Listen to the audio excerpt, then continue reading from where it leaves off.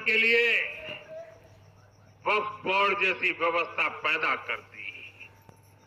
ये इसलिए किया गया ताकि कांग्रेस के परिवार का वोट बैंक बढ़ सके।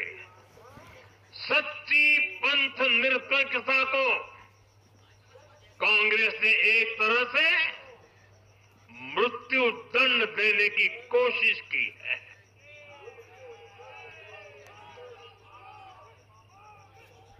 साथियों, कांग्रेस के शाही परिवार की सत्ता भूख इतनी विकृति हो गई है कि उन्होंने सामाजिक न्याय की भावना को भी चूर चूर कर दिया है। एक समय था जब कांग्रेस के नेता इंदिरा जी समेत खुद जात पात के खिलाफ बोलते थे, पब्लिकली लोगों को समझाते थे, एडवर्टाइजमेंट छापते थे। लेकिन आज यही कांग्रेस और कांग्रेस का एक परिवार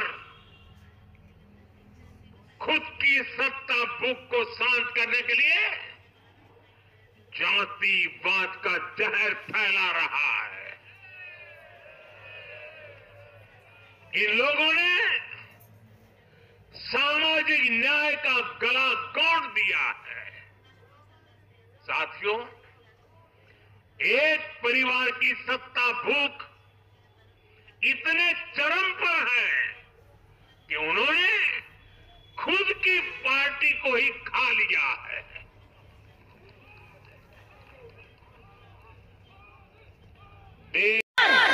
अपना आशीर्वाद कौन से छाप में देना है? मैंने बोलते बोलते 47 में आसान छाप बोल दिया था। तो इसलिए कहा गया है कि कल्पना सोरेन महज कुछ दिनों में, कुछ महीनों में ये यूपी नहीं है, ये झारखंड है। झारखंड बड़कागांव के विस्थापितों के बारे में कोई भी बात हुई थी, 100% उनकी भागीदारी हो, ये सुनिश्चित करेगी हमारी महागठबंधन सरकार थी। तो लोगों ने क्या किया था? यही आजसू के लोग, यही बीजेपी के लोग, इन्होंने गोली चलवा करके एनटीपीसी का खुलवाया था। और आज ये आप लोगों को समझना होगा, गरीब, दलित, पिछड़ा, आदिवासी के लिए बुलंदी के साथ लड़ने वाली कौन सी महागठबंधन खड़ी है?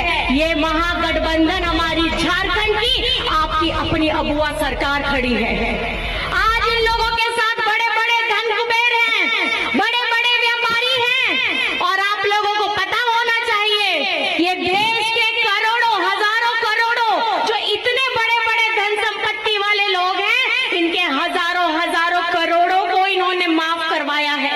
लेकिन हमारे किसानों का, हमारे मजदूरों का, हमारी झारखंड की जनता के बारे में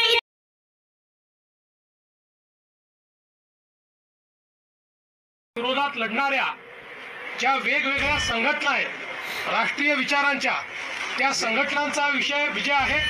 आणि विशेषतः जे मतांचं ध्रुवीकरण करण्याचा प्रयत्न या महाराष्ट्रामध्ये महाविकास आघाडीने केला होता, त्याच्या विरोधात लोकांमध्ये जनजागृती करणारे आमचे विविध पंथांचे जे संत आहेत, त्यांचा देखील हा विजय आहे की ज्यांनी महाराष्ट्राला एक ठेवलाय।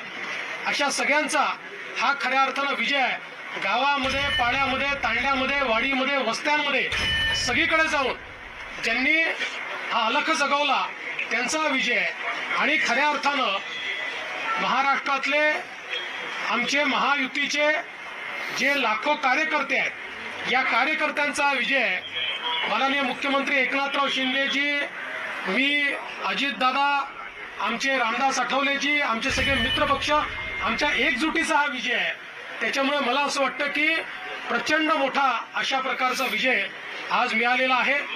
या निमित्ताने मी निश्चितपणे आमच्या देशाचे गृहमंत्री अमित शाह यांचे देखील मनापासून आभार मानतो की ज्यांनी या ठिकाणी महाराष्ट्रामध्ये येऊन आमच्या कार्यकर्त्यांमध्ये ऊर्जा भरली, आमचे राष्ट्रीय अध्यक्ष नड्डाजी असतील, आमचे राजनाथ सिंगजी असतील, नितीन गडकरीजी असतील, सगळ्या राष्ट्रीय नेतृत्वाने आम्हाला या ठिकाणी अतिशय चांगल्या प्रकारे मार्गदर्शन केलं. आमचे प्रभारी असतील, या ठिकाणी आमच्या महाराष्ट्रामध्ये पियुषजी असतील, भूपेंद्रजी असतील, आमचे सगळे जेवढे या ठिकाणी आम्हाला मार्गदर्शन करत होते त्या सगळ्यांनी मला असं वाटतं की या विजयामध्ये हातभार लावलेला आहे. आणि निश्चितच महाराष्ट्राच्या जनतेपुढे आम्ही नतमस्तक आहोत. याच्यापेक्षा जास्त आज या ठिकाणी काही बोलताच येत नाही. पियुष गोयल साहेब, चंद्रशेखर बावनकुळेजी, निरंतर गोरे, सर्व महायुतीचे सन्माननीय उपस्थित असणारे मान्यवर नेते, पदाधिकारी, कार्यकर्ते आणि पत्रकार मित्रांनो, आपण आज सकाळी काउंटिंग सुरू होईपर्यंत प्रत्येक जण आपापले परीनं अंदाज व्यक्त करत होते. काल तर मी स्वतः वेगवेगळ्या चॅनलला बघत होतो, म्हणजे आम्ही तिघं कशातच नसल्यातच जमा होतो. बाकीच्यांच्या गाड्या फिरवणं, ड्रायव्हिंग करणं, इकडं जाणं तिकडं जाणं, इतकं काही सुरू होतं की आम्ही पहिल्यांदा 1:45च्या पुढं जाऊ. आम्हाला वाटत होतं कालचं सगळं बघितल्यानंतर आम्हाला वाटायला लागलं की आपण कुठेतरी खाली जातोय का काय.